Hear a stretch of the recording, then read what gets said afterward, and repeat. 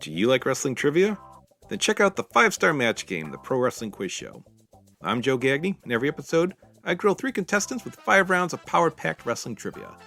We have over 30 evergreen episodes in the archives covering WWE, AEW, Japan, Mexico, and much, much, much, much more.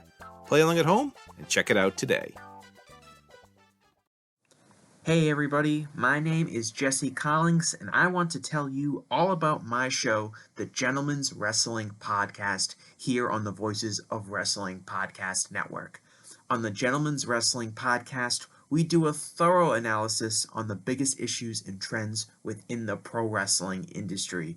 We talk a lot about pro wrestling media, we talk a lot about fan culture and wrestling's place within general pop culture, and we talk about the broader influences that are shaping the way we discuss and analyze the pro wrestling industry. We've had some of the brightest minds in the pro wrestling intelligentsia on the show, including WrestleNomics host Brandon Thurston, both Rich Craich and Joe Lanza from the Flagship Wrestling Podcast, Trevor Dame from the Through the Years podcast, and a whole lot more. This isn't a show for hot takes. It's not a show recapping the latest episode of television.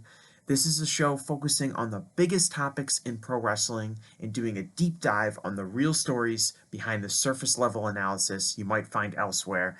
The Gentleman's Wrestling Podcast is available wherever you get your podcasts, and we'd really appreciate it if you gave us a try. Thanks. Thanks for selling your car to Carvana. Here's your check. Whoa, when did I get here? What do you mean? I swear it was just moments ago that I accepted a great offer from Carvana online. I must have time traveled to the future. It was just moments ago. We do same-day pickup. Here's your check for that great offer. It is the future. It's the present and just the convenience of Carvana. Sorry to blow your mind. It's all good. Happens all the time. Sell your car the convenient way to Carvana. Pickup times may vary and fees may apply. I earned my degree online at Arizona State University. I chose to get my degree at ASU because I knew that I'd get a quality education, they were recognized for excellence, and that I would be prepared for the workforce upon graduating.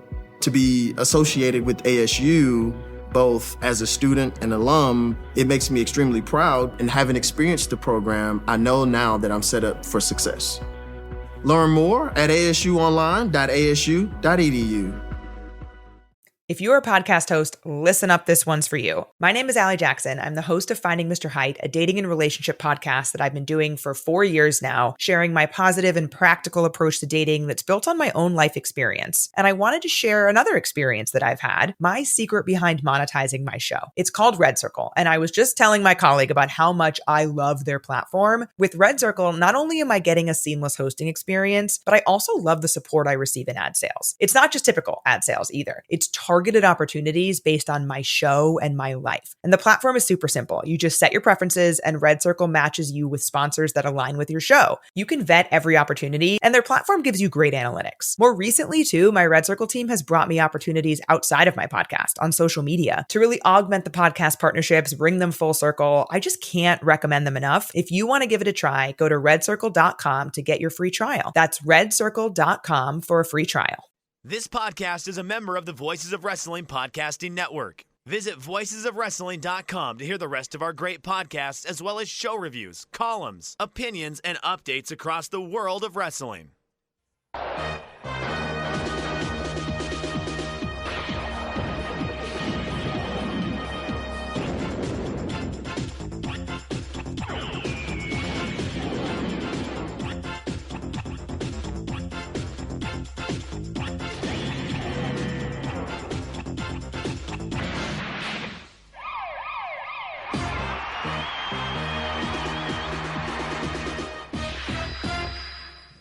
Welcome back to Those Days, a Michinoku Pro Retrospective. Episode 7, Thunderstruck. Those Days is brought to you by Open the Voice Gate and the Voices of Wrestling Podcast Network. You could find Those Days and Open the Voice Gate on the Voices of Wrestling podcast feed or on our own dedicated Open the Voice Gate feed, wherever you get your podcasts. You can follow Open the Voice Gate on social media at Open Voice Gate. And if you'd like to donate to the show, click the link in the show notes and I'll take you to our redcircle.com landing site. You click the red box that says sponsor this podcast. You can set up a one-time or recurring donation, no obligation whatsoever, but we would like to thank all of our previous donors. I'm one of your hosts. It's your old pal, Mike Spears, joined alongside, as always, Case Low. In case it's been, if you're keeping up with those days as we are releasing, it's been a little bit of time since the last episode, but we're getting into this really fun period of Michinoku Pro. But before we get into where we are right now, Michinoku Pro, let's do a quick little recap on where we left things off at in episode 6. I'm gonna give you a chance to take this and run with it if you want. We try to keep these episodes as evergreen as humanly possible because I do like the idea of somebody listening to this years from now. But Mike, we are recording this on the day that Hulk Hogan passed away. Yeah, we are. You lived in Florida for a number of years, so I'm sure Hulk Hogan was somewhat of a mentor towards you. I know you've always said, yes. I know you've always said you weren't a fan of his in-ring work, but God love him. You know, you liked him as a person. Any thoughts on and the his Hulkster? business acumen? Well, of course, he got the before he passed, he got the Fox Nation deal with the freestyle wrestling deal. You know, he was working. Did you see the tweet that Jimmy Hart sent out last night? Did you see Jimmy? Yeah, about him doing karaoke. Yeah, I mean, what is that? I mean, Hogan was Jimmy Hart's last money train, the ultimate money train. What has Jimmy Hart done since 1993? Really? But you would hope, and I guess I don't know. Maybe this is a bad way to look at life. But you think about what Jimmy Hart has done and what he's been involved with and the Legends contracts that he would have signed at some point. You would hope that Jimmy Hart at this point in time would just be able to sit on a lazy boy and go, great, I have enough money for the rest of my life. I don't need to grift with Hulk Hogan anymore. I just think that's a Memphis hustler. You're kind of built on that. But yeah, because you would think that Jimmy Hart would be the kind of person that would have the plush deal. And then whenever, I don't know who does WWE music now, but whenever Mikey Ruckus wanted to do something a little special, maybe you bring in Uncle Jimmy, that's kind of where you would think he would be. But no, he's till the grave at that teat of Hulk Hogan, so I mean, it's just it's wild. But also at the same time, you have him doing that, and the one person who's been going Hulk Hogan was on his deathbed was Bubba the Love Sponge. Shout out Bubba. Look, I've always said shock jocks are reliable journalists. Yeah. As someone who's very well inundated, and as I'm becoming increasingly aware, you are a Lance Corporal in Bubba's army. You should I mean, this is your good night and good luck era happening right here. My muse, my light, my muse, my everything, Bubba the Love Sponge. I definitely model what I do for a living after Bubba. You might be under the guise of man cow, but don't get it twisted. Case Low is a Bubba the Love Sponge man. Yeah, this is the wild one where I feel like society has kind of already made their judgment on the guy in its way, because his last television appearance, he's booed out of the building. And even in whatever you want to call the culture of 2025, it was the one person that everyone's no, we're not going to let him back in with us. So it's kind of wild that that's the last moment that most people did when you look at the person who, with the exception of just the people who are on Mount Rushmore, is the most important person in the history of the wrestling industry outside of another tarnished person in Vince McMahon. It's kind of ironic, the two of them going out these kinds of ways, Yeah, I do love that his last public appearance was a complete failure. I think that's very funny. I think it's weird that he's one of the most recognizable Americans to ever live. I was thinking about that earlier today. No, easily. I don't think it's outside of the realm of possibility that after you get past your Michael Jordans and Michael Jacksons, Hulk Hogan's probably up on that list. Yeah, he's probably tier 2 behind Elvis, Michael Jordan, Michael Jackson. I feel like people could pick Hulk Hogan out of a lineup in the same way they could pick Tiger Woods out of a lineup. It's just very strange. Right. I mean, the one professional wrestler that you would get a New York Times alert about. Yeah, that's a good way of looking at it. And that's kind of where I settle at with Hulk Hogan. He kind of is that figure of yore that just did not leave the public eye, and that teaches you like the big thing about pop culture and like that kind of thing of in generations past, that's a figure who would have drifted away a long time ago. He's just so funny to me because I am the age that I am, and so I have zero nostalgia for him.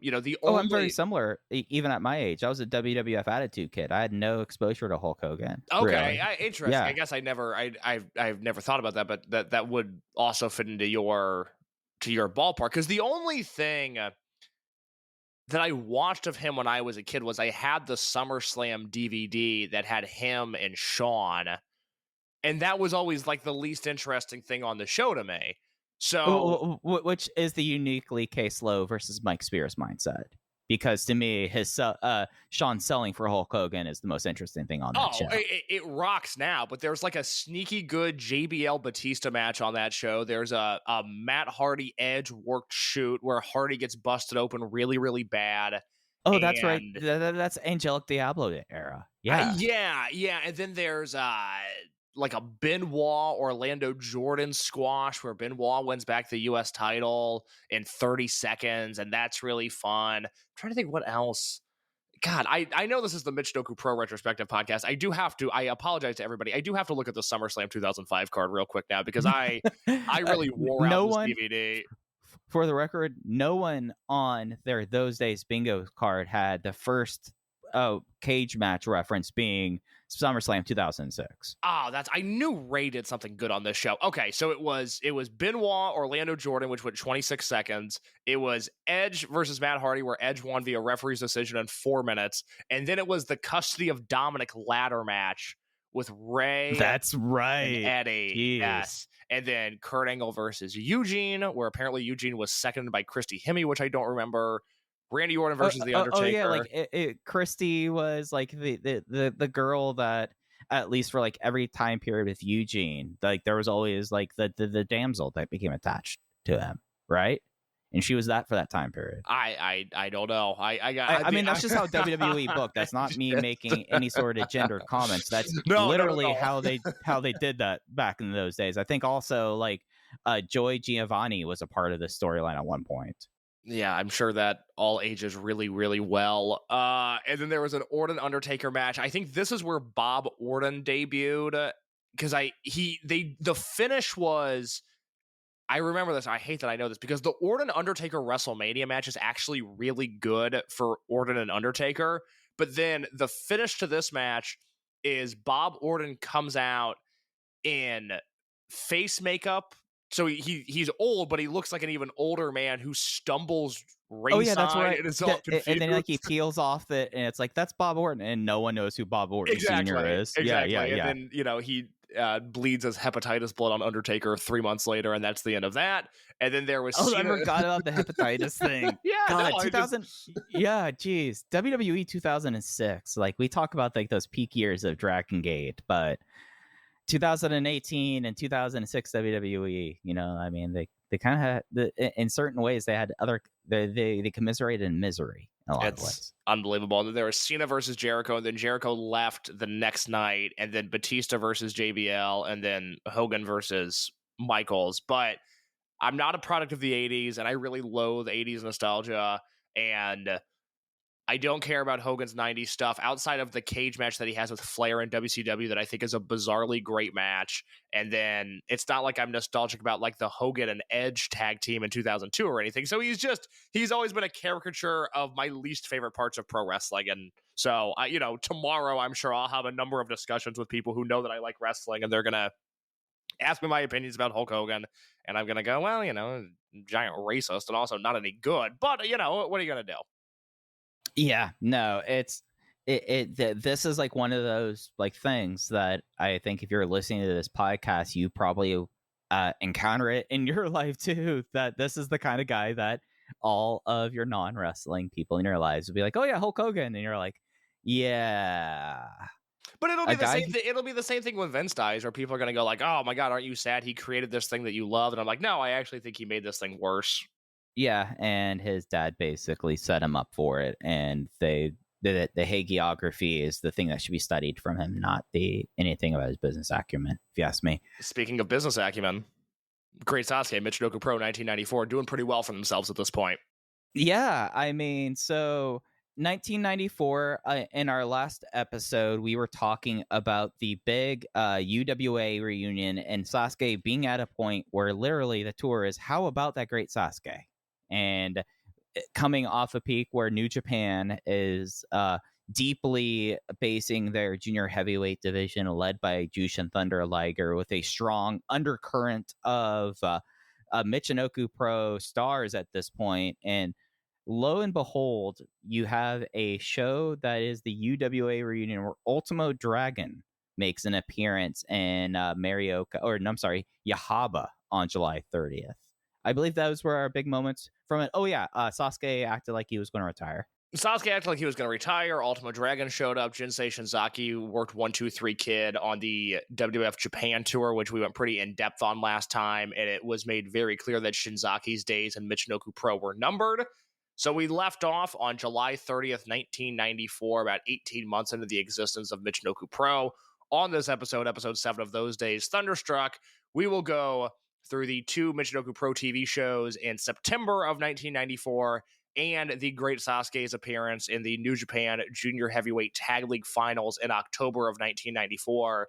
The next episode will be a loaded one as we break down Sasuke versus Onita and then the 2 TVs that we have from December of 1994, one of which features an absolute personal favorite of mine, a Sasuke versus Taka Michinoku match that I really, really can't wait to rewatch. I don't know if I've seen it in 10 years, but I remember watching that match for the first time and loving it.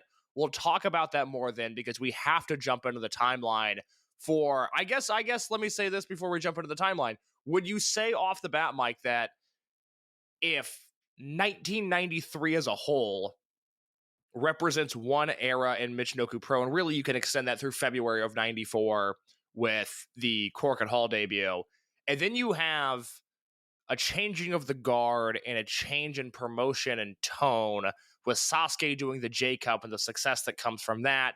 And as I mentioned last time around, that the July 30th, 1994 show, it felt like we were seeing the foundation of what we recognize as peak Michinoku Pro between the crowd and the wrestlers and the overall package and production. That felt like the Michinoku Pro that people really love and remember. It feels like we're entering a new era given what we saw on these shows. Is that a fair assessment? Yes, and we've gone 13 minutes before kind of beating around the bush.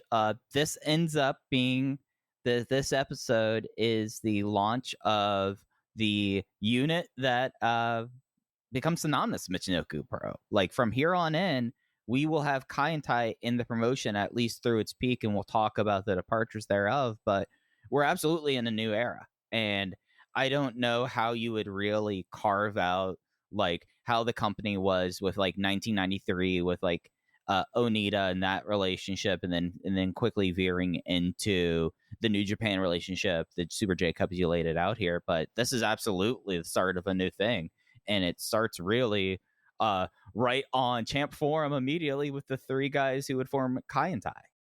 Before we get there, we have to jump to the Wrestling Observer newsletter. This comes from August 22nd, 1994, in which Dave writes that Great Sasuke on August 19th will become the first wrestler to appear on All Night Nippon, a late-night talk show equivalent to David Letterman in the U.S.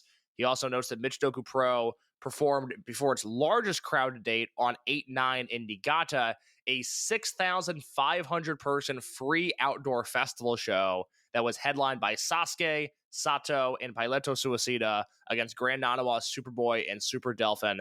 I'm absolutely devastated we do not have that on tape. I will continue with this quick note of the timeline before you jump back in, Mike. On August 29th, 1994, The Observer, as part of Nippon TV's 24-hour telethon this past weekend, Michinoku Pro ran a free live show which drew 4,500 fans on 8/21. Great Sasuke was all over the telethon, and Sasuke and Super Delphin answered fans' questions from the ring before they put on a 3-match card. So we see 2 separate occasions here where Sasuke is not even doing regionalized press in the same way that he would have done so in 1993.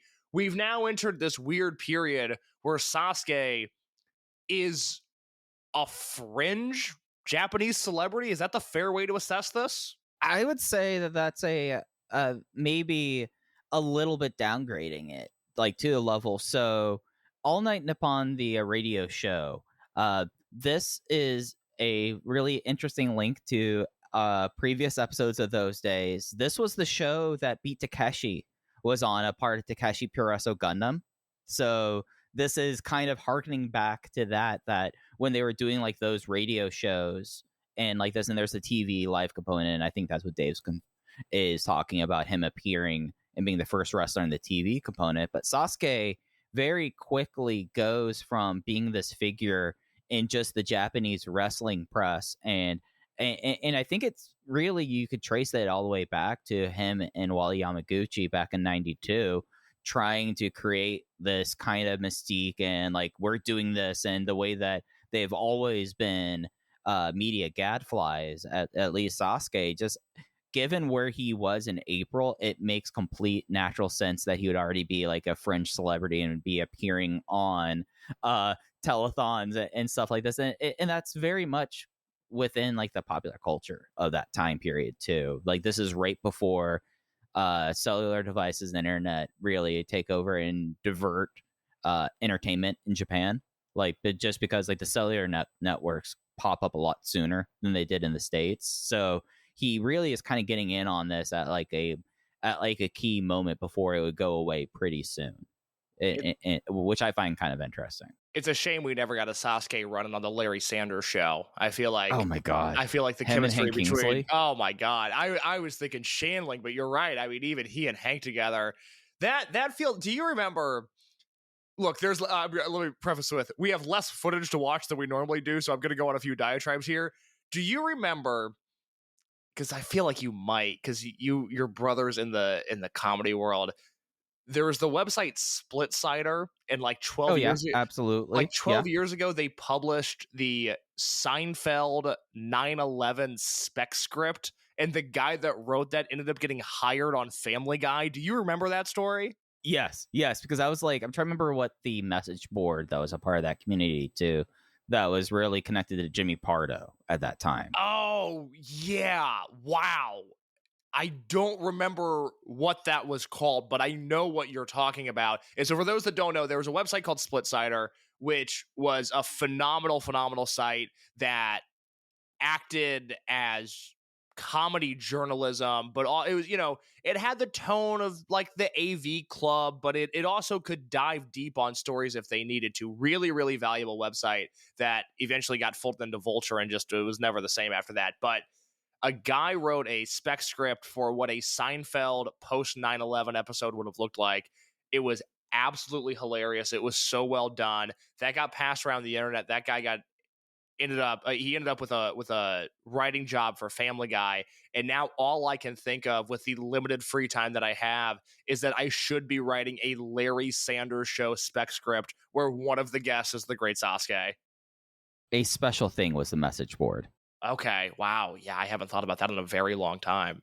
Yeah, I mean, that's a message board that's died a decade ago, if you think about it. Yeah. Yes, but Sasuke is on the rise, and I think that's worth noting that now we're talking about, not Northeastern Japan regional stuff, but we're talking about him as a national star. There's a lot more of that as we get throughout 94 and then into 95. There's just some interesting notes as to where Sasuke falls in the pecking order of the Japanese wrestling hierarchy, in a time with Inoki and Hashimoto and Muto and Masawa and Kobashi. You'll see Sasuke's name pop up there, which I think is really interesting.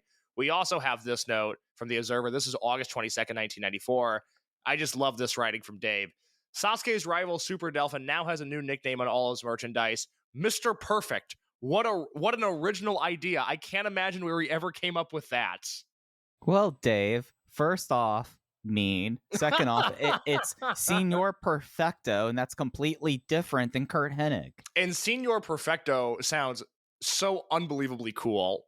I mean, he's Senor Perfecto. Like, it makes perfect sense. Like, you could hear him being called Senor Perfecto and raising his arms like Sasuke does, or like Delphin does. Absolutely. No, I love it so much. Dave would continue. This is from September 5th, 1994, in which he notes, and this is important because this match listing will change not once, but twice as we go throughout this timeline. But on September 5th, 1994, in The Observer, Dave notes that Michinoku Pro has the biggest match in its history on September 29th as Jushin Thunder Liger comes in to wrestle Great Sasuke. Now, remember that, because even before we get to the massive Liger portion of these notes, that match listing will change.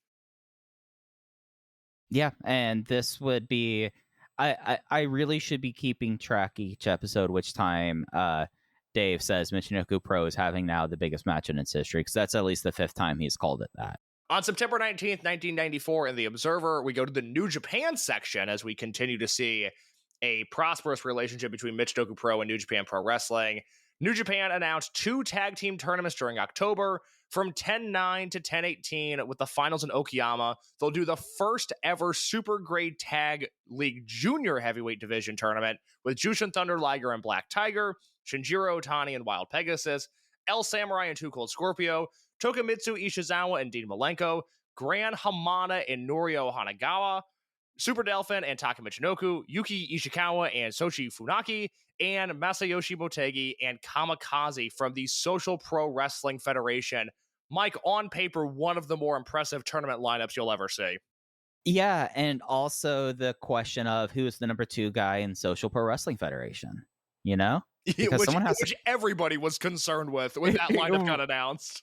Hey, I'm also the person who is privately tracking what Gaora has as sports licensing during 1994. So, there was a great one in here. This actually works out nice because the next thing in our timeline is the September 15th, 1994 TV. During this TV that we're about to break down, did you see that Gaora ran a commercial for Pac-10 basketball? Not only I had to make sure friend of the show and everyone, Alan Forel, knew about it immediately, because we've been talking about the World Cup ads. And then on the 929 show, because I had the DVD of it, I have a whole bunch of Gaora NFL 1994 commercials with like Larry Woodson and Troy Aikman. It's great. And it's so good. There was a Aussie Rules football commercial that was at the end of one of them that was played to Rump Shakers.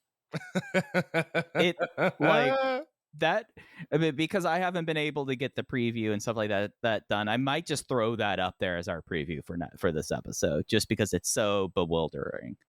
I know that if you're somebody who worked for Gaora in 1994, you'd be like, well, this is just Michinoku Pro Wrestling. There's no way that 2 white dudes 30 years from now are going to be doing a radio show in which they break down all of this footage. But by the same coin, I can't imagine working for Gaora in 1994 and being like, we have to acquire Pac-10 basketball rights. Somebody has to see the beginning of Mike Bibby's collegiate career. You know what I mean? Like, it's bizarre. Because it's not even like ACC or Big East basketball. It's Pac-10. Yeah, like I really have to.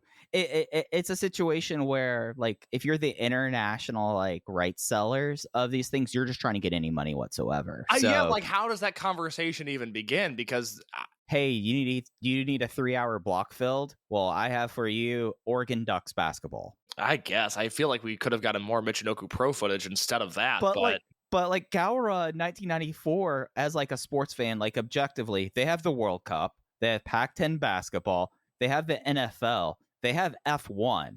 Man, if I am living in Tokyo in 1994, I know that cable is kind of a luxury, but man, Gaora kind of had a little bit of everything at that point. Michinoku Pro too. I'm with you there. I still think about the highly specialized cable channels of the 2000s, like Fuel TV, where it's just like, oh yeah, we're just gonna do a bunch of skateboarding documentaries every day, and it was a great channel. I miss it tremendously to this day. Hey, I was of the generation that Tech TV, then later G4, was really formative. So and we just missed out on Dragon Gate on G4. Yeah, I mean, God, we were so close on that. That could have been a thing. But yeah, no, like the footage we have on this episode, we could have gone through all the touring notes, but basically they are running as much as they really ever will during this time period. And just because of how Gaora works, all we have is these over this time period, the first part of the first champ forum that has 915 is still recapping stuff from the show that Ultimo did in Yahaba into July. We only really have these 3 shows, and when we talk about 929, there's a little bit of, oh, we had 2-hour blocks that we gave you. We had to edit around the show so it looked like an hour of wrestling TV and not a wrestling show that was cut to 2 hours, 2-hour shows. Yes. Yeah. So as for the September 15th, 1994 show, we have an hour of new footage. And I was saying this to you before we started recording. I think it's worth reiterating here. One of the most effective hours of TV that I can remember seeing in wrestling. Whereas, in the last episode, we praised the high level of wrestling from, say, the Taka versus Jado match, or the Michinoku Pro versus New Japan 8-man tag from that show, or even, something like Shinzaki versus 1-2-3 Kid. That was a borderline great match. This show does not have anything that I think would appeal to the notebook chasing Michinoku Pro rewatch style, which, if that's what you're doing, more power to you, because that's awesome. And we should all be watching all of the great Michinoku Pro matches. I think 9/15/94 is the first thing that we've really come across where it is best consumed sitting down from start to finish and not just jumping to what's Dick Togo doing, or what's Sasuke doing, or what's Delphin doing, or what's Shinzaki doing, whoever your guy may be on the roster. This is just a phenomenal TV episode. Yeah, and I think that the thing that makes it really kind of rewarding, at least as of this hour, if you've been following along with the footage, you have seen all of the cards kind of be laid out for this all to happen, and to encapsulate and end with like the first time that Sato really gets one over on Delphin, and leading him to the point that you have, perhaps outside of like the Tarzan, Goto, and Otani appearances, one of the most savage matches in the company's history. And by the end of it, it's real interesting, because my big takeaway from these 2 shows were, I'm so excited for the first time to see the 3 of Kai and Tai, which we should probably say at this time, Kai and Tai forms on September 15th, 1994. On the TV show, they start the portion of the show with them introducing themselves as Kai and Tai, and they're kind of playing a little bit to the camera, a little bit as face, and then you have a match with Terry Boy versus Jinsei Senzaki, which, although Terry Boy is putting up more of a fight, it is not like absolute destruction. But the tag match, by the end of that, you go, well, by themselves, these are still kind of the 3 guys and where they are. But my God, whenever you see Sato team with Shiryu in that main event, and then on the next show, Sato with Terry Boy in the opener, it's a completely different animal that is now in Michinoku Pro, and the company's completely now changed now that there is this third group that is going right at Delphin Core from the start.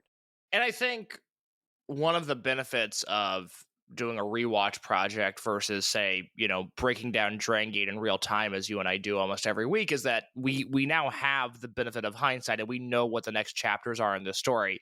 One of the things that is most interesting to me about the introduction of Kai and Tai is something happens between May of 1994 and September of 1994, which is a 5-month period. It's a long time.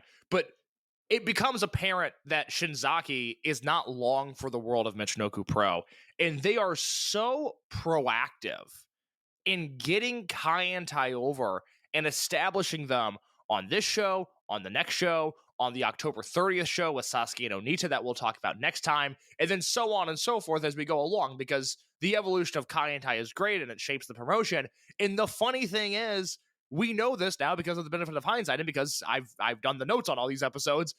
When Kai and Tai is leaving, much like Shinzaki did years earlier, they are not proactive at all. They actually are incredibly slow to adapt and react.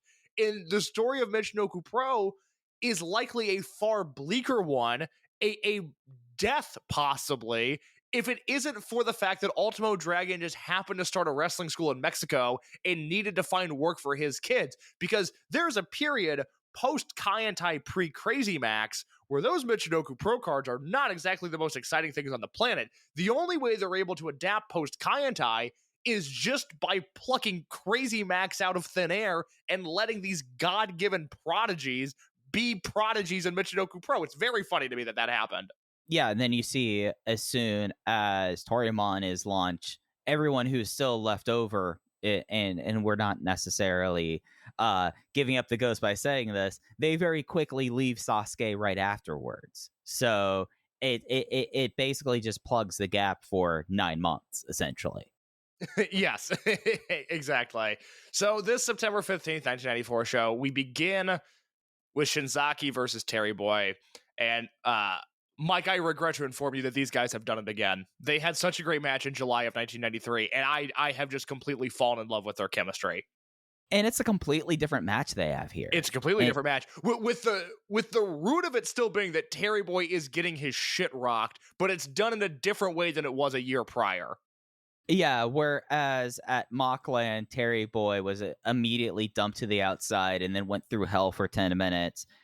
He had a strategy they kept on going back to. He was kept on going for the armbar and was able to step up and brawl with Shinzaki when they went to the outside. But it still was a little bit of a fait accompli. You do have like this interesting aspect of Shinzaki between this show and then also an Amori, where he is the invincibility, I guess, because we've never really like have had a term to describe like the idea that Shinzaki does not sell other than his pilgrim. Like he's religiously like and karmically attuned, so he's not he does not like sell as much. He sells a whole lot in both this and then the match we'll talk about later against Shiryu.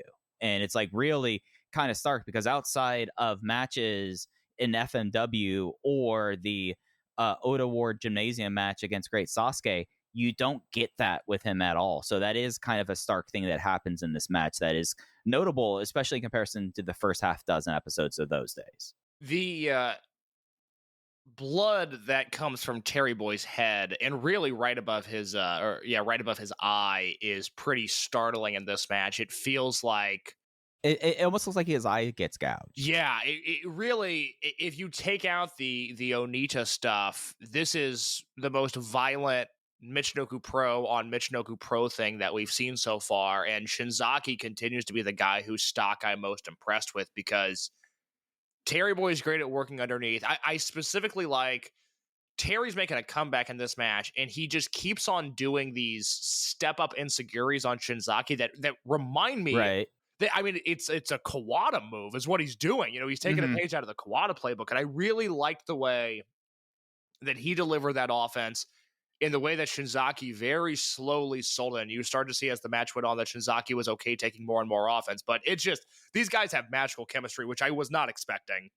Yeah, and they have perhaps the best crowd brawl to in the company to this point when you take between Michinoku Pro guys, I would say. Sorry, I phrased that awfully. But the Shinzaki and Terry Boy do this fight around Fukushima where apparently there is this table tennis section and they get right on top of a ping pong table and Terry does a pile driver into the ping pong table where it collapses because it's one of the foldable ones. And you just go like, wow, that looked really awesome. And then you had the moment where Shinzaki later they fight up onto the balcony and he walks the balcony rail doing the prayer walk. And and maybe it's also the fact that the cameras are a little better than last year since this isn't a commercial tape. And I thought that this, like the brawling in this match was some sublime stuff. It really the best stuff that the company's had. And we've been kind of faced with all these Yone Genjin versus Wellington Wilkins matches where they basically walk and brawl for 15 minutes. And it's just a breath of fresh air to have a really crisp, well-executed one that even at certain points does not become what the match is about. It just becomes like a chapter of it. I do have something in my notes case that I need just get your gut reaction real quick. Terry Boy is already wearing the Kaientai gear at this time where basically him and Shiryu copy Sato's tights, but they all have their own emblem on the front of it. And Terry has touched up his hair. In case I have to ask you, doesn't Terry Boy look like modern Kazuma Sumi?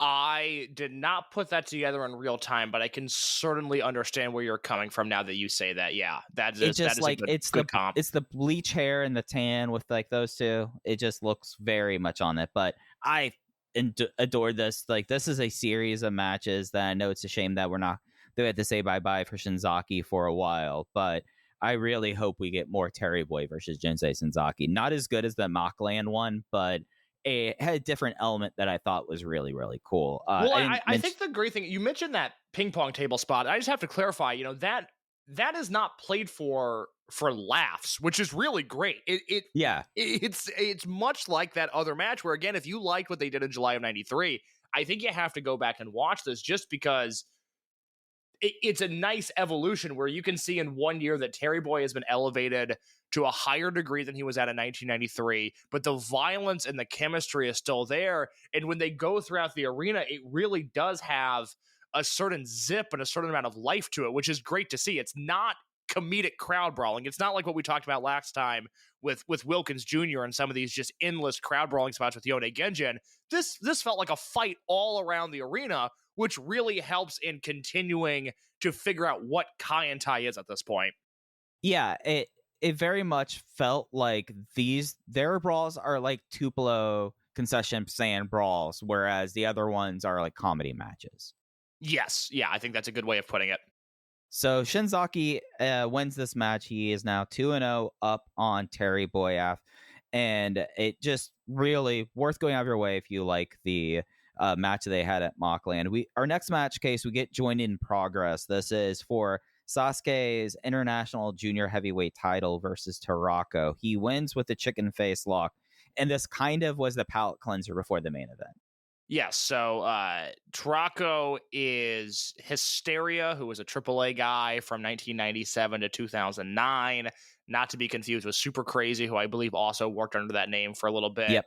But, ended up being a Peristel Mall guy for a little bit, worked IWRG for a little bit, but that is sort of what he's known for. And here, for as much as you and I waxed poetically about Superboy and Pileto Suicida and Kendo on the last episode, and how we really feel like one of the unheralded aspects of Michinoku Pro around this time period is some of the luchadors that they used, I would say this is largely forgettable. Yeah, I didn't bother rating it. Like, really, the one kind of notable kind of thing was that Sasuke was much more crisp in this match than he is against like people like Liger and Benoit. And like that is a thing that you kind of noticed throughout the shows, and especially more so I would say about that Mori show. I think all that working in New Japan and in that kind of environment kind of refines at least Sasuke a little bit at this point. Oh my God, yeah. Well, it goes back to, if you want to go back to episode 1, when he talked about how hard it was to improve because Universal just wouldn't run any shows, and he felt like he started to really improve as a wrestler when he went to Mexico and was working almost every day. You're now seeing, in the same way that we see with modern day Dragon Gate, just being on the road for 18 months is going to make you better. When you're on the road with Delphin, Shinzaki, and then Liger and Otani, you get even better as a result of that.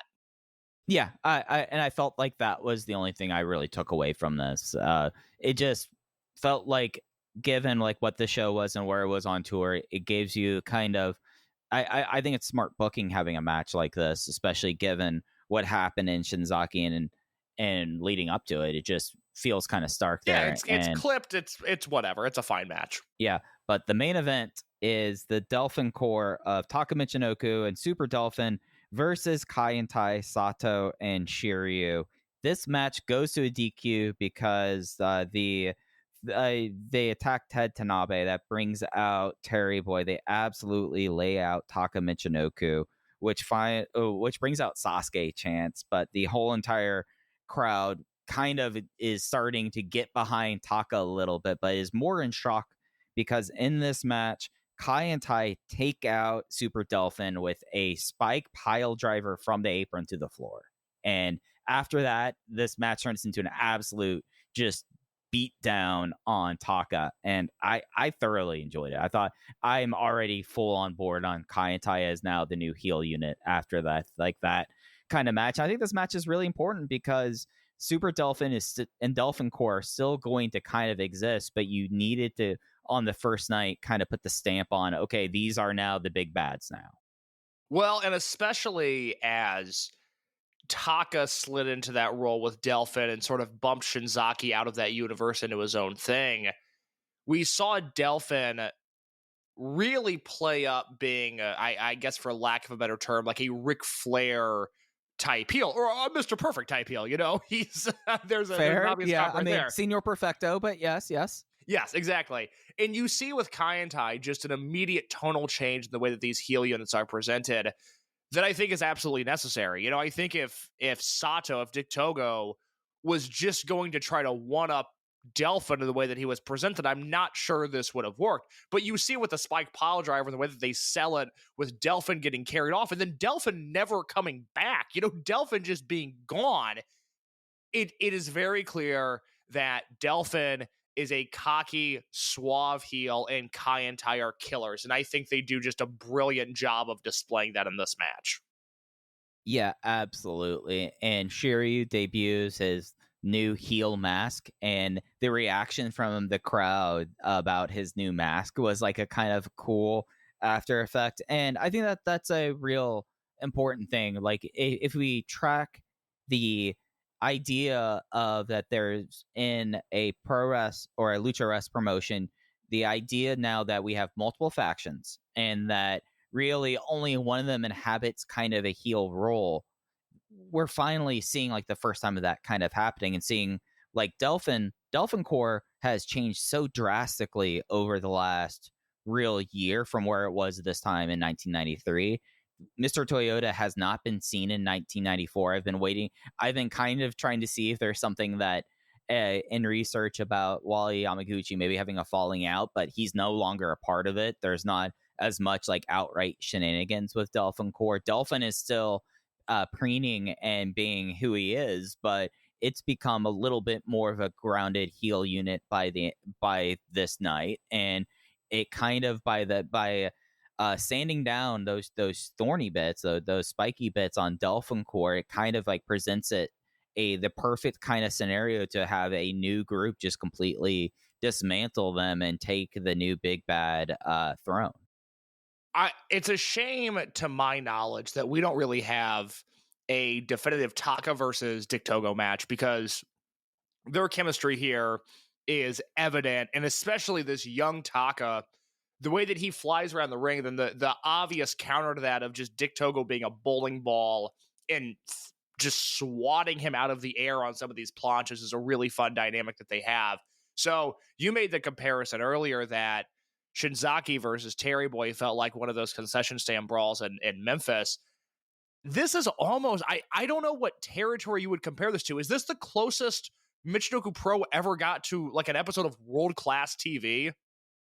I mean, if you want to like take it down to, all right, the dastardly heels isolate, take down the overwhelming babyface, the crowd super kind of reacts to it, and at least for like the weekly TV, the thing would be like you beat down Kerry or Kevin, and at the end of it, they cut the promo saying that they're going to get their brothers and their friends, they're going to kick those, they're going to kick their ass. Like in that kind of archetype, it is. But it does kind of in the same way still kind of feel Memphis more so, because I always kind of felt like that was world class a little bit, taking the studio aspect when they would do that on their TV shows. They would take the studio aspect from like Memphis or Georgia to do that. Okay, yeah, that tracks then. That works for me. You would be the expert on that, so I will defer to you there, and I like that. But yeah, again, I mean, start to finish, it helps that we don't have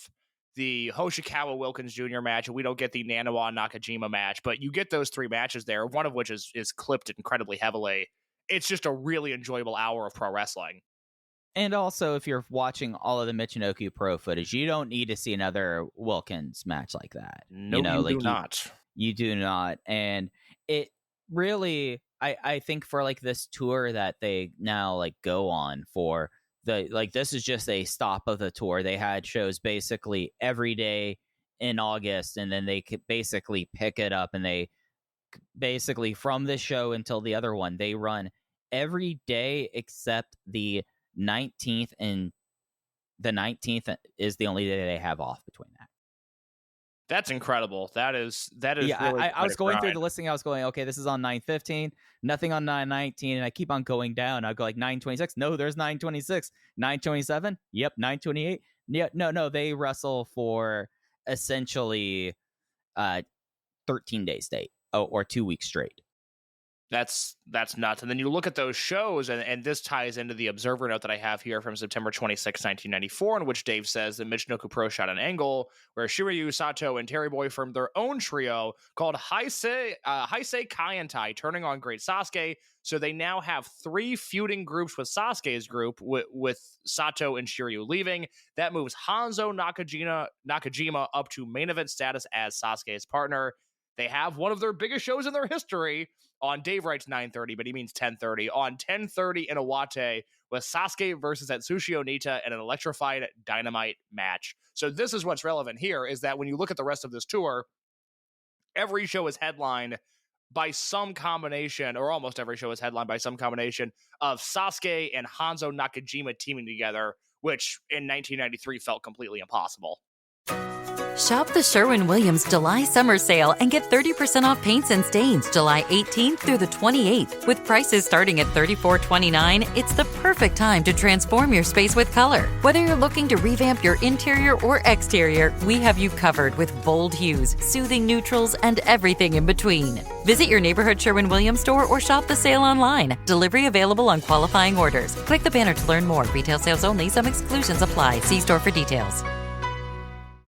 Yeah, I mean, just last episode, I was pointing out, oh, look at Hanzo Nakajima falling down the cards, but because of just the calculus and how small of a promotion this is, that he kind of has to be that person, because you look at what exists of the babyface side of the roster, it's Wilkins and Hoshikawa who are usually having their own matches, or Yakashiji, who is usually on this tour in openers jobbing to people. So he really was like the last one up for him. We get the note that nobody wanted on October 3rd, 1994 in the Wrestling Observer newsletter, in which Dave notes that Jushin Thunder Liger, who has been rated near or at the top of nearly everyone's list of the best wrestler in the world for the past 7 years, and considered by many as the greatest junior heavyweight pro wrestler of all time, suffered a badly broken left leg on 9/24 in Nagoya. Liger was wrestling in a rare main event for him, teaming with Riki Choshu against Kaiji Muto and Wild Pegasus before a sellout of 11,000 fans at Aichi Gym. It was a freak accident on a rather tame-looking high spot, as Liger whipped Muto into the ropes and leapfrogged him, with Muto rolling under and coming back with a quick savate kick. Apparently, Liger's leg gave out on the landing, and he couldn't get up after he rolled out of the ring from the kick. After he laid there for a while, Hiroshi Hase and Takuya Izuka noticed something was wrong and came out with a stretcher to carry him from the ring. Photographers who went backstage noticed that his leg was all dark black, and he was immediately sent to the hospital, where the x-rays showed the badly broken left leg, and doctors said it would be 6 months to 1 year before he could return. The match itself continued as a singles match with Muto versus Choshu, until finally Pegasus, who had left the ring to make it an even match, returned to the ring. Hase then came out in Choshu's corner wanting a tag, but Choshu never tagged out and eventually was pinned by Muto's moonsault. The next day, New Japan announced on 9/27 in Osaka, Liger's IWGP Junior Heavyweight title would be put at stake in a 6-man one-night tournament with Gran Hamada, Shinjiro Otani, Pegasus, El Samurai, Black Tiger, and Norio Hanaga. And a major surprise, Hanaga, by far the least impressive wrestler of the 6, pinned Hamada, who Dave notes was the pre-tournament favorite, Otani, and finally Wild Pegasus in the finals to capture the tournament. They also announced that Liger would have to cancel his appearances for Michinoku Pro, where the small regional outfit had a dream tag match of Liger and Sasuke versus Samurai and Super Delphin this week, and a Liger versus Sasuke singles match scheduled, with Hamada expected to be the replacement on both nights. I'm going to stop there briefly because Dave's writing confuses me. I never see an official listing of Liger being booked for 2 Michinoku Pro shows. I think originally he was booked for a singles match with Sasuke that then got turned into this tag match that then got turned into nothing. But I have not been able to find any record of Liger being booked twice for Michinoku Pro, just that one show. Yeah, and given where they are running and where it was, it doesn't necessarily track that he would have been used for 2 shows, right? Because Amori is a place that they do run, but 1600 there tells me that this was like a planned, like a big show for them. I mean, and you look at how they structure their touring, this is after like that formal tour that they were running for 2 straight weeks, and this is its own thing itself. It's called the Junior Nabuta Show Festival. It's not the Lucha Hosamichi Tour Night 13 or Night 1 that was the case that we reviewed earlier. So I don't see credence, at least from the stuff that I've seen, that makes me think that this was going to be 2 appearances. I thought it was always going to be he went to Michinoku Pro to make up and do 1 match against Sasuke there. Like that was always kind of the impression, and at least with how things were being presented up to this point, to be 1 match, right? That's my impression of it. And I think this is just a matter of things getting lost in translation. I feel what happened is they had a singles match booked. That singles match got turned into a tag match, and then Liger got hurt and he couldn't do the tag. That's my read of it.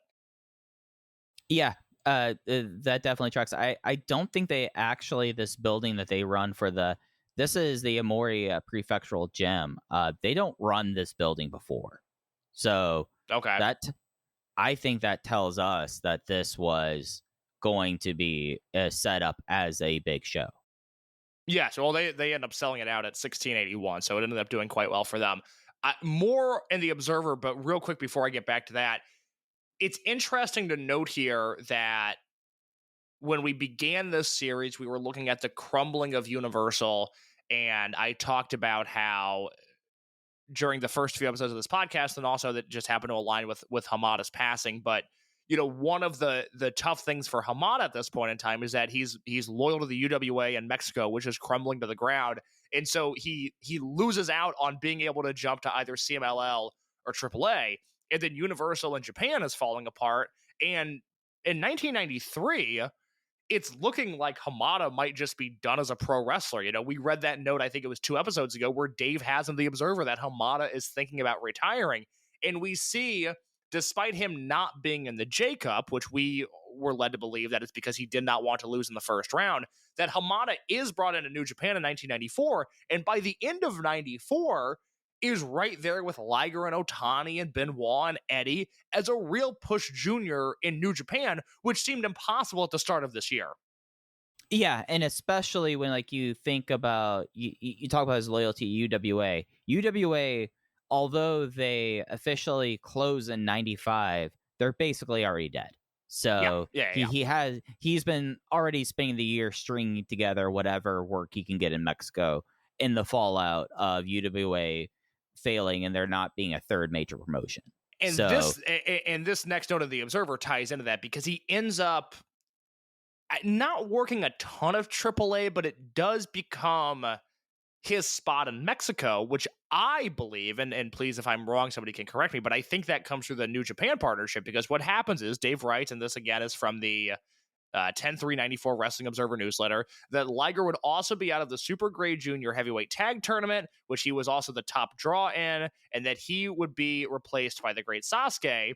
And then Dave continues, although nothing was officially announced, Liger will also be forced to miss another singles junior heavyweight tournament that he was scheduled to face several new opponents for, coinciding with the first AAA Japan tour scheduled from November 15th to November 24th.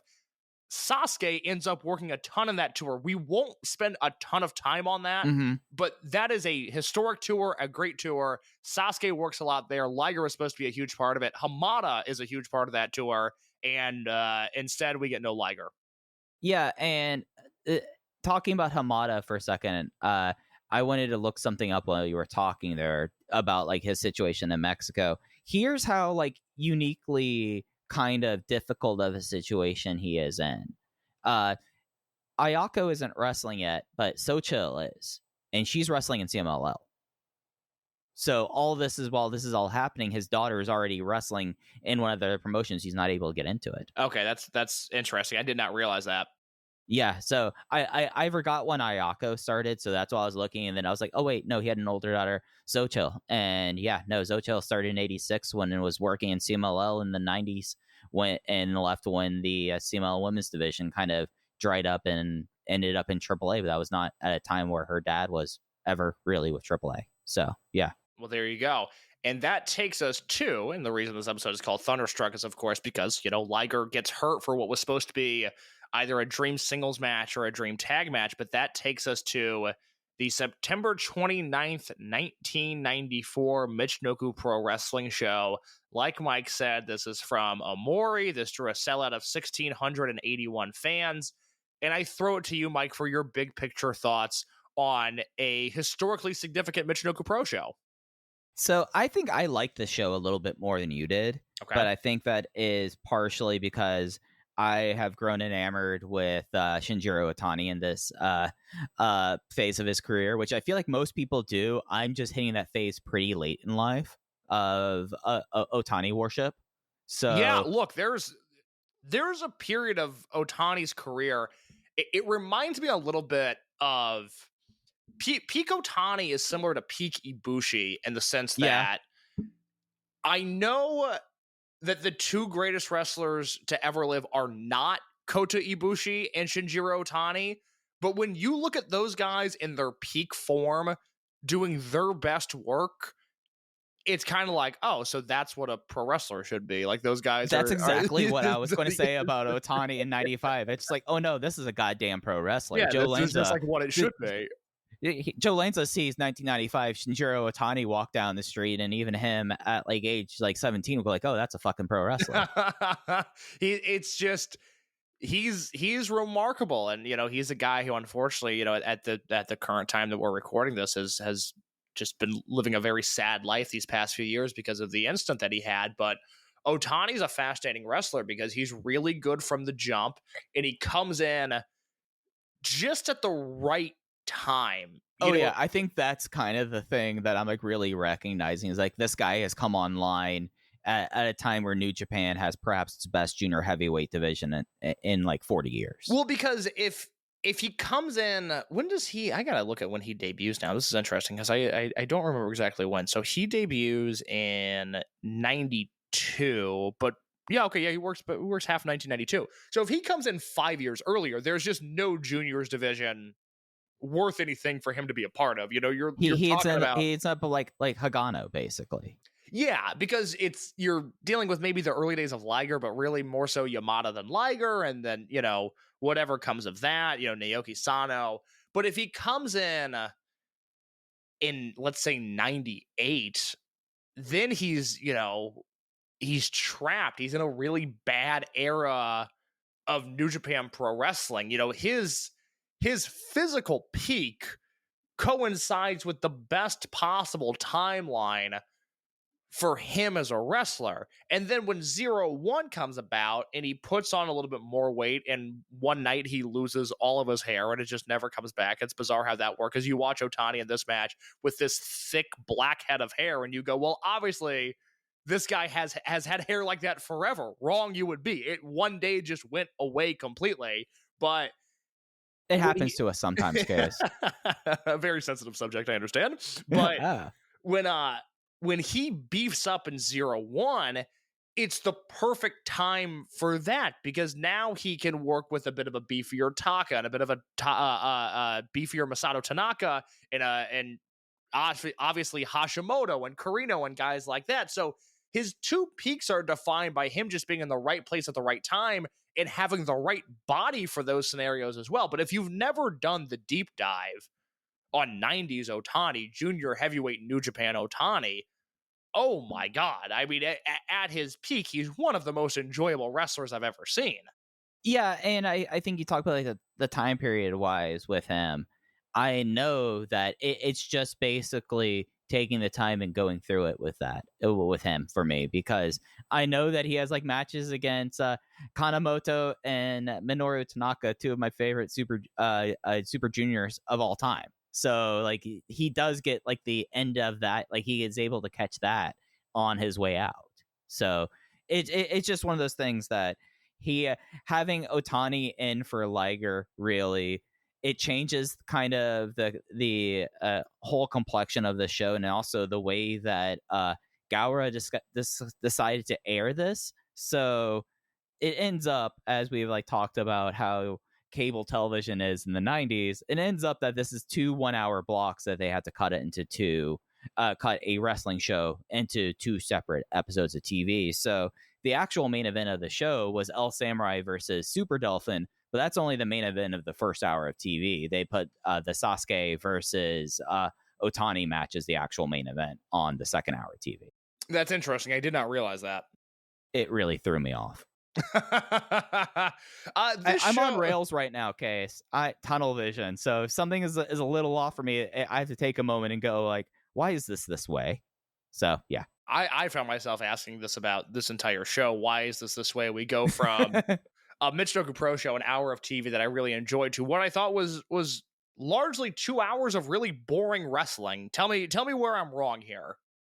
Well, I think that if you open up this show, and they open this up with Sato and Terry Boy versus Hanzo Nakajima and Hoshikawa, Nahiro Hoshikawa, and you get to see another Kaientai tag. And is it as good as the one that we get with Taka having to be valiantly fight for himself and eventually just kind of collapsing? No, you don't get that. But it is kind of neat to see Hoshikawa kind of moved up into that position and taking a hell of a beating. Well, it's one of the things that I've pointed out with specifically Nakajima and Hoshikawa, where in my recollection and my viewing of Michinoku Pro prior to doing this podcast, I don't feel like they were ever properly integrated into the core of Michinoku Pro. It always felt like they were kind of off in their own universe. And what's interesting here, and I did not realize this until I put the notes together for this episode, is that at least for this tour, and you could say maybe they hit the eject button too early, or maybe he just didn't live up to the expectation, but Nakajima becomes Sasuke's partner in 1994. You go back to the beginning of the episode, what are we talking about? Mainstream celebrity great Sasuke. And now they've got Nakajima alongside him at the very least for this tour, and it doesn't really seem to stick. It doesn't seem to help. It doesn't seem like it helps Nakajima. You know, here they are integrating him into the roster, and this was a 10-minute match where I was kind of blown away by the work that Kaientai did, and there was nothing on the babyface side between Nakajima or Hoshikawa that really grabbed me.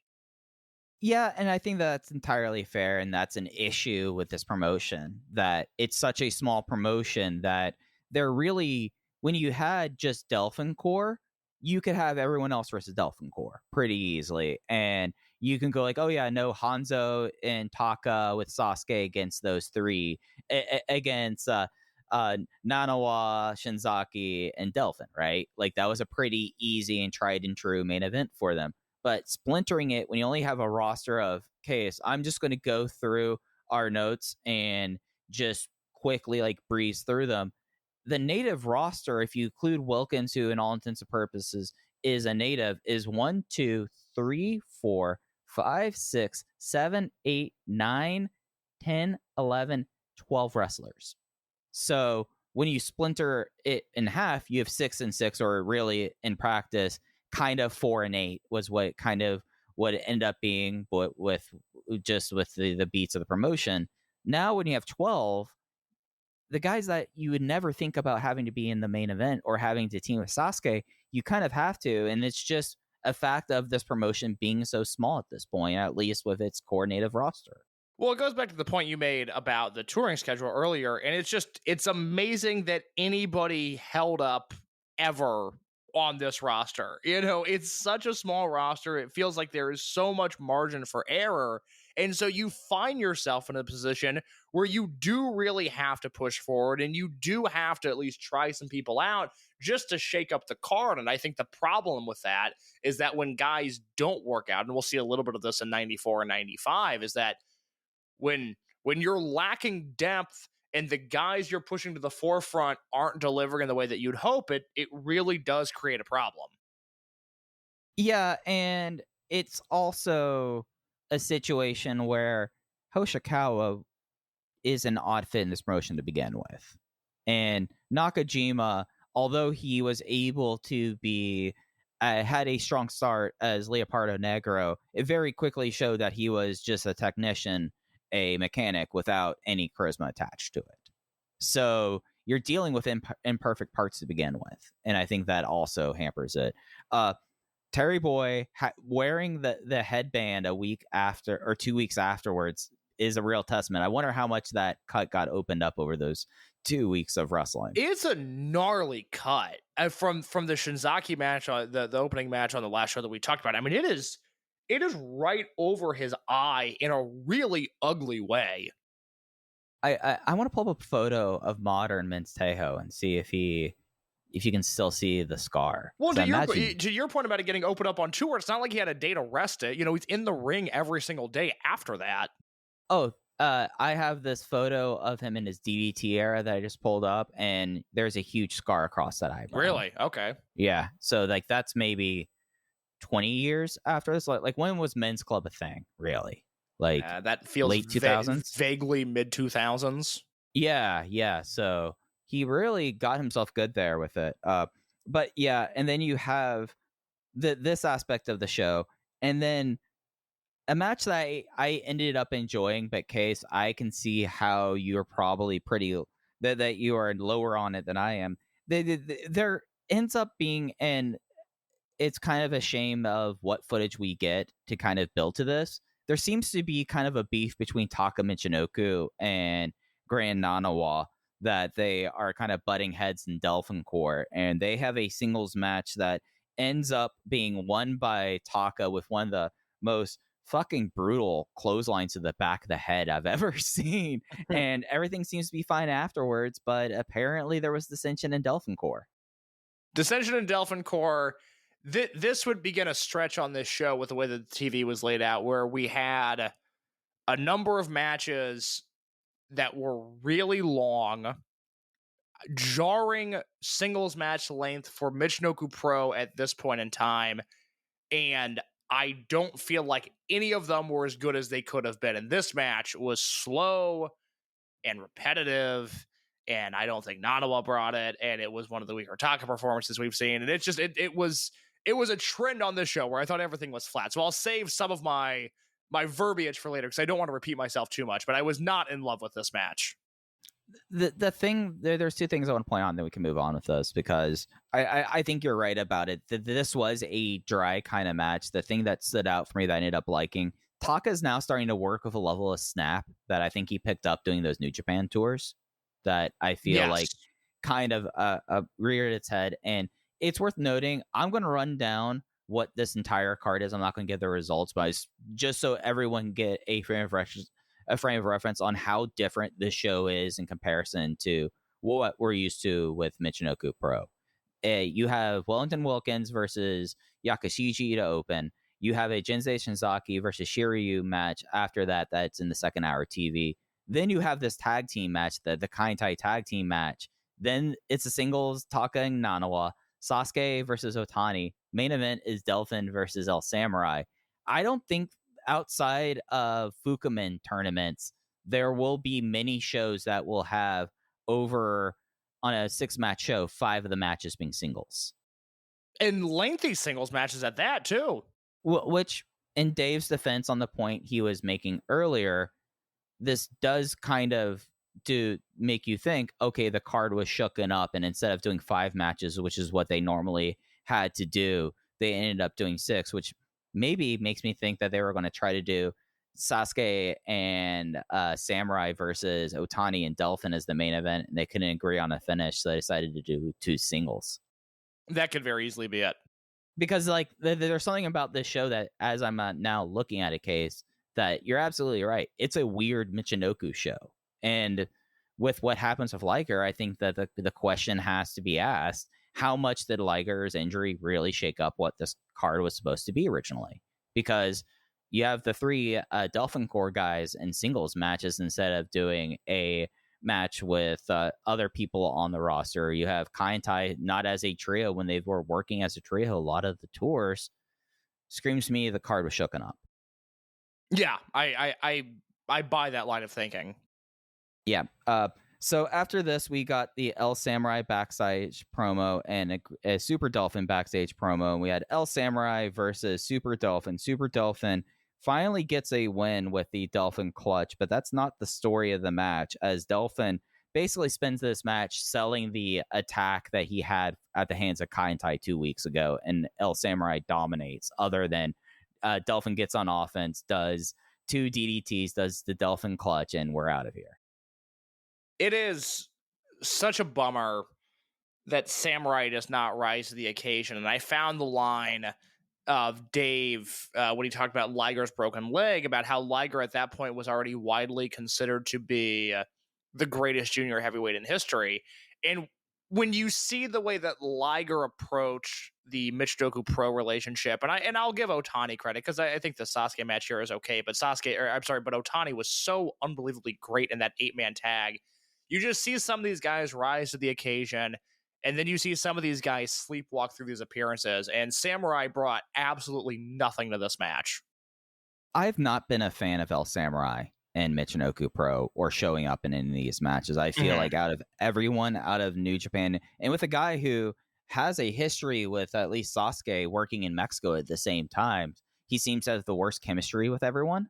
And frankly, he does kind of feel like, given how Otani was previously to the New Japan or to the Michinoku Pro roster case, you would think that he would be the one kind of sleepwalking and not really being with it in the match, but instead it was El Samurai. And yeah, I thought that this easily was one of the weaker singles matches that Super Dolphin has, and I think it's solely because of El Samurai and selling that injury in a way that just the finish happens and you're like, oh great, Super Dolphin wins, you send the crowd home happy, but you had to sit through 10 minutes of El Samurai kind of just working him over to get to that point with no juice Yes.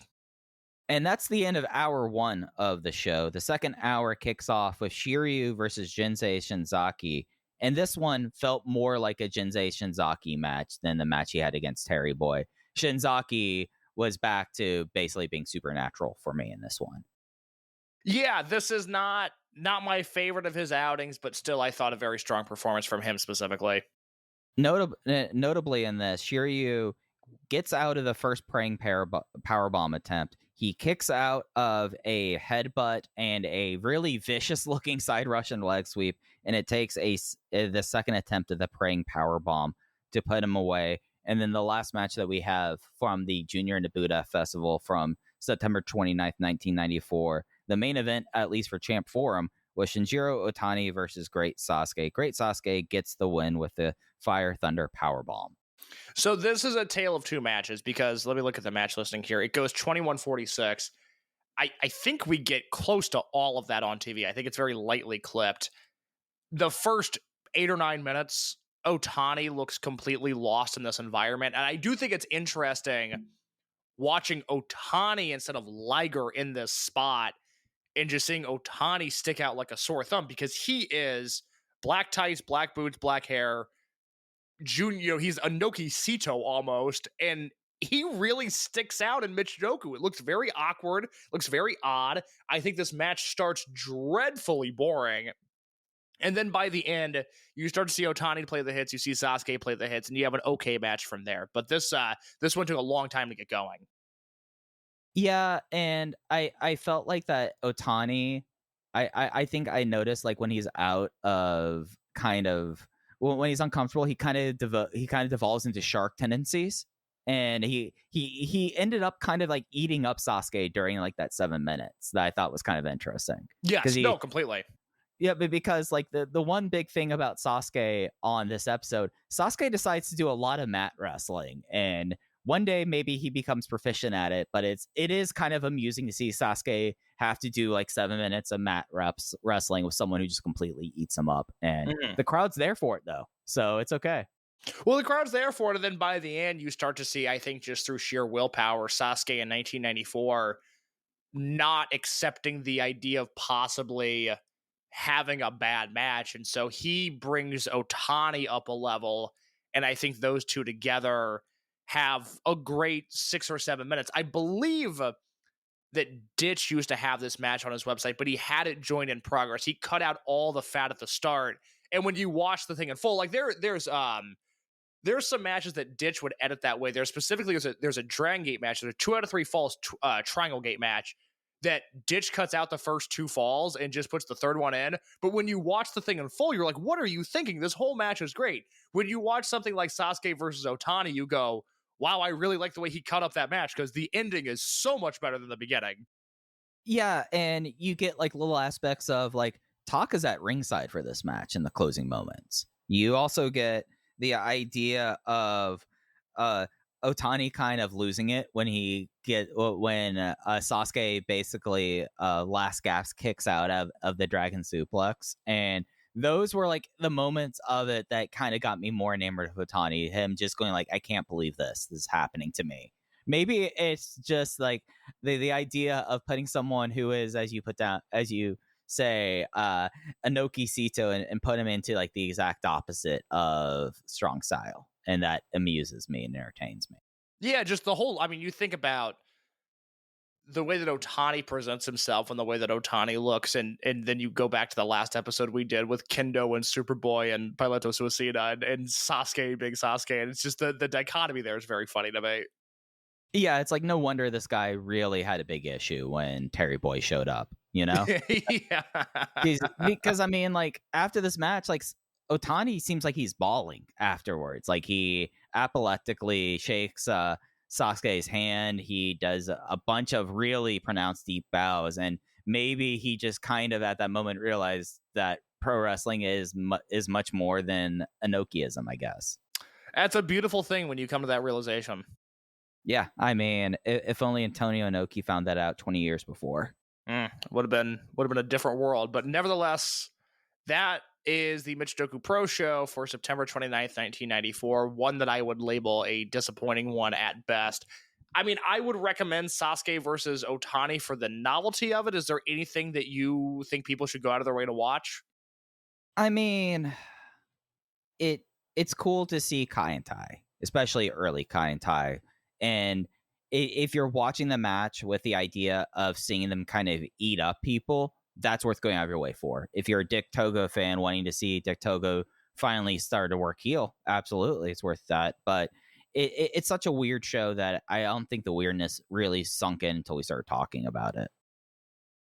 Speaking of Inokiism, we will end with this. We'll go back to New Japan for some Observer notes and then one match that I want to talk about here real quick before we get out of here. We do have the October 25th, 1994 Observer, in which Dave is talking about the Super Junior Tag League, and he writes that the round-robin portion of that Super Junior Tag Tournament ended on 10-15. Going into the final day, Great Sasuke and Black Tiger had finished up the competition with a 5-2 record, while Wild Pegasus and Shinjiro Otani were 4-2, as were Malenko and Ishizawa and Michinoku and Delphin. Honaga and Hamada finished up 4-3, while Too Cold Scorpio and El Samurai were 3-3. Motegi and Kamikaze were 1-6, with their only win coming via forfeit. And Funaki. There you go, Kamikaze. There you go.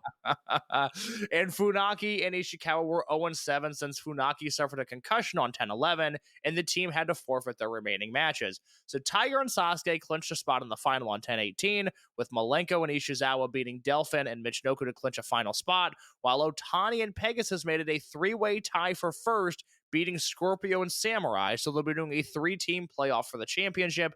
The entire week was interesting, this is Dave's writing, in that with the junior heavyweights working with on top of the card, it meant the usual main eventers went on early, and Tatsumi Fujinami and Riki Choshu even worked tag match openers. The experiment worked again, since every show this week sold out, and interest in the junior league seems to be far more than the heavyweight tournament that starts on 10-19. I will pause here because I think it's worth noting that Liger was the main draw for this tour. A lot of these tickets would have been sold before Liger got injured, but you see a tournament being driven by Sasuke and Black Tiger on top, with Michinoku and Delphin in the mix, is a tournament that is undoubtedly being marked as a commercial success in New Japan Pro Wrestling in 1994, at the same time as a Hashimoto, Fujinami, Choshu, Muto-led promotion, the juniors are equaling them at the box office and outdoing them in terms of interest in the tag tournament. Yeah, and I think when you really look at where New Japan's divisions were, it's a real credit to the booking of Liger and his willingness to go outside of the sandbox when you contrast that with kind of the stuff that would happen in the heavyweight side. I think that even though all these tickets were kind of sold by Liger, it's really like you've set up a division to have someone that is such a, and it's nothing to speak ill of the guy, but in the greater schemes of things, such a complete zero, like Norio Hanagawa being the injury champion, and things are just still completely off to the races without Liger when you look at the kind of matches that they would have and just the general state of that division. What division, what company's division would you want to take more in 1994, given what we've seen? I think I would take New Japan's junior heavyweight division over anywhere else in the world at that time. Yeah, the only competition I think would be the AAA roster, or I mean, if you really love the high end stuff from All Japan, but there's a level of depth in that juniors division that is spectacular. I mean, it's the kind of depth that was really only seen maybe 20 years later, that 2015 to 2017 New Japan juniors division, when you would have the Bucks and O'Reilly and Fish, and then the emergence of Ospreay and Mascara Dorada, Kushida, guys like that. But it's a very rare thing for a juniors division to be that loaded, which is what Dave writes about in the October 17th, 1994 Wrestling Observer newsletter. He does a very in-depth look on the Puro scene at large. I would highly recommend going back and reading that if that sounds interesting to you. And in the New Japan section, he writes, New Japan shines in the junior heavyweight division with a crew that is led by the now injured Jushin Thunder Liger, probably the best of all time in that division, the solid and underrated El Samurai, future superstar Shinjiro Otani, and some great foreign regulars led by Wild Pegasus, Black Tiger, and Dean Malenko. In addition, the division is augmented by wrestlers from smaller groups, in particular Michinoku Pro's Super Delphin and Great Sasuke, the latter of whom has become something of a mainstream celebrity this year. Its J-Cup tournament on 4/16 was probably the best wrestling show of the year, and its annual January 4th show at the Tokyo Dome, with both its history and gate success, ranks with WrestleMania as the biggest wrestling show on any given year. Yeah, it's really, when you take stock of it, they've really, Liger, if there was a way to go into Hall of Fames as a wrestler and then also as a booker, I think 94 is his argument for that, Let me steal a phrase from a fellow podcaster. When Bill Simmons every once in a while talks about an actor's apex mountain, the very peak of his career, is 94 what we would mark as Liger's apex mountain? I think he saw some stuff in 95 that is still at that level. But think about the power that he was able to wield this year, where he creates the J Cup, he sells it out in advance, it becomes one of the greatest shows of all time. He then is able to forge a relationship with Michinoku Pro, which would be like a record label signing an indie band with a ton of buzz. He's able to form a working relationship there. He's phenomenal in the ring, and he's phenomenal behind the scenes. He might have great other years. I mean, look, 2003 Liger working Noah or I guess 2002 Liger working Noah is one of my favorite wrestlers to ever exist. But in terms of him at the peak of his powers on and off screen, it might be 1994. Yeah, no, I think you sold me on it. And that leads us to the last match that we have for this. It's the finals of the Super Grade Junior Heavyweight Tag League Finals between the teams of Black Tiger 2 and the Great Sasuke versus Wild Pegasus and Shinjiro Otani. Case, this is not going to be a big shock. This is easily the best match of the episode that we have. And honestly, when I was talking about really falling into Otani, this was the match where I was just like, God, that they made the guy in this match, and he felt like an absolute killer coming out of it. Dave has this 4 3/4. I would not have it that high, but I put it in here because I do think it is essential viewing, because you're once again. I had it 4 1/4.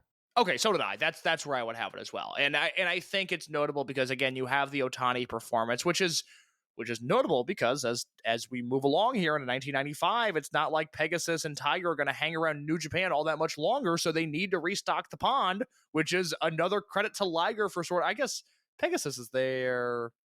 I take that back. He works all of 95. I didn't realize he was in New Japan that long. Wow. No. I think he makes the Dome in 96, and that's it. Wow, I did not. I thought he was out at the end of 94. He's out at the end of 95. But anyways, it always helps to have another guy in the mix. They get that guy with Otani there. And it's also Sasuke headlining a show. I mean, this is the Okayama Prefectural Gymnasium, 4,000 people, sold out, 10/18/94.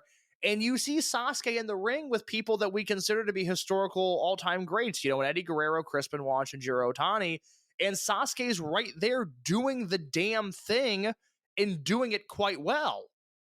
Yeah, given his performances across the year, I know that he peaks much higher during Super J Cup, and that's just one of those things that there are certain nights that people are able to ascend to godhood in pro wrestling, and that was the night that he ascended. But this one felt like a lot smoother one. Like, we always know that that Sasuke, there will be a crash and burn factor out of it. But I mean, you look at where he was basically 6 months after Super J Cup and where he was at Super J Cup, and he's much more a refined major league pro wrestler at this point.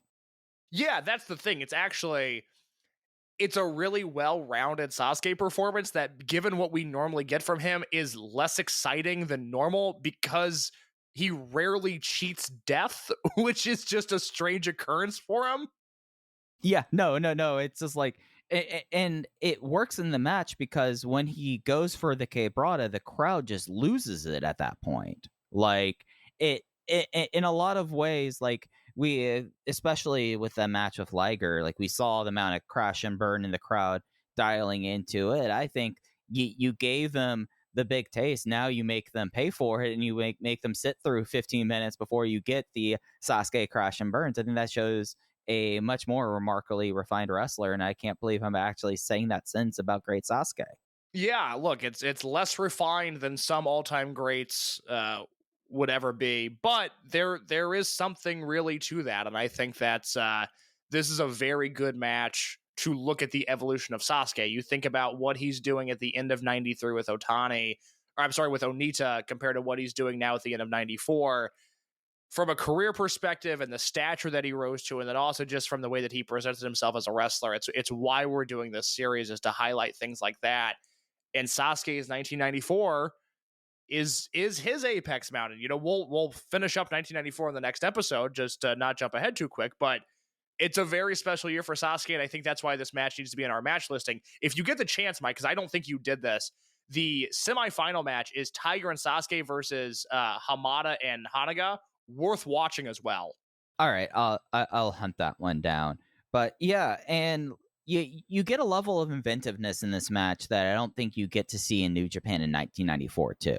That is worth going and seeing. I mean, there was a wild this match was kind of built around Doomsday moves, and the reaction of the crowd first for like just Doomsday drop kicks, and then in the closing stretch they turn what might have been one of the first like Doomsday to Harris that I have seen, at least, like thinking like 1994, and instead Black Tiger turns it into a power bomb for near fall, going into a stretch where Otani gets the win over Tiger with the Dragon Suplex hold. And for 1994, this is in 2025 eyes a remarkably modern kind of closing stretch for a junior heavyweight match.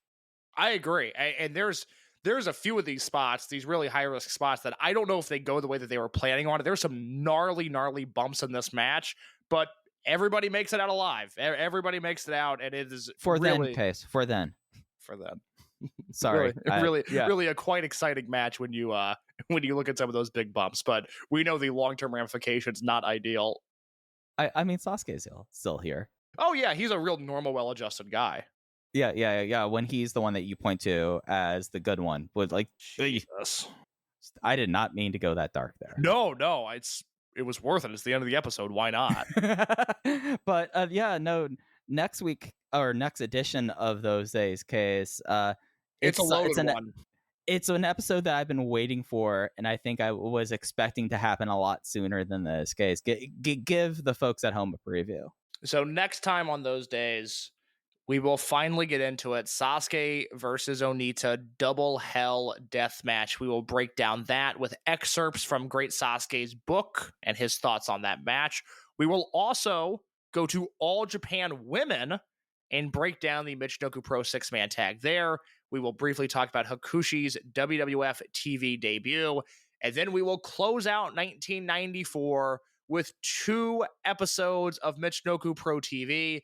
A lot of footage will be watched between now and when we record that episode, and it is all stuff that I am very, very excited about. Just the preview stuff that I have seen that Sasuke has done to build up this match is incredible. Like I've been waiting to post the Sasuke helicopter clip for months now. It's an all-timer. And that will be next time on Those Days. If you would like to support Open the Voice Gate, you can do that on social media. We are on both Twitter and Blue Sky at Open Voice Gate.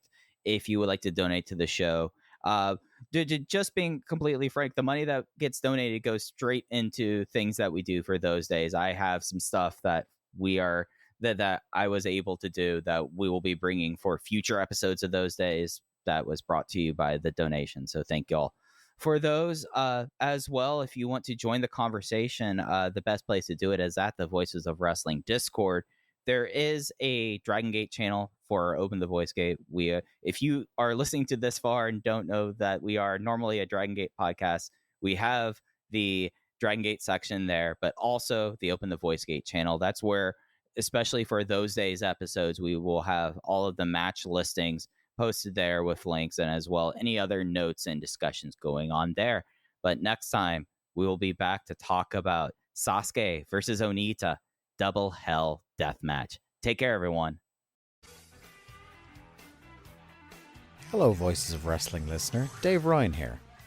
Have you ever wondered to yourself how many hidden gems are hidden away inside the last years of World Championship Wrestling? Have you ever asked yourself how many tenuous gags can be made about the name Mike Enos? And have you ever thought about what it sounds like for 2 Irishmen to interpret a very chaotic company through its B show? The answers to all this and more are just a click away. Check out Days of Thunder every second Thursday on the Voices of Wrestling podcast network.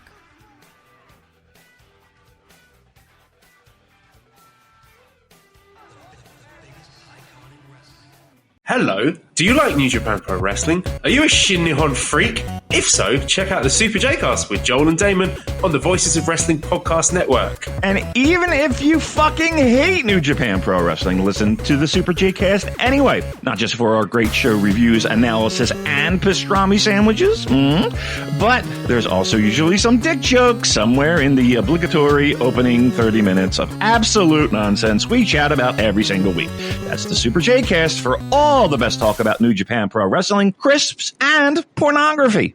If you're a podcast host, listen up, this one's for you. My name is Allie Jackson. I'm the host of Finding Mr. Height, a dating and relationship podcast that I've been doing for 4 years now, sharing my positive and practical approach to dating that's built on my own life experience. And I wanted to share another experience that I've had, my secret behind monetizing my show. It's called Red Circle, and I was just telling my colleague about how much I love their platform. With Red Circle, not only am I getting a seamless hosting experience, but I also love the support I receive in ad sales. It's not just typical ad sales either. It's targeted opportunities based on my show and my life. And the platform is super simple. You just set your preferences and Red Circle matches you with sponsors that align with your show. You can vet every opportunity and their platform gives you great analytics. More recently too, my Red Circle team has brought me opportunities outside of my podcast on social media to really augment the podcast partnerships, bring them full circle. I just can't recommend them enough. If you want to give it a try, go to redcircle.com to get your free trial. That's redcircle.com for a free trial.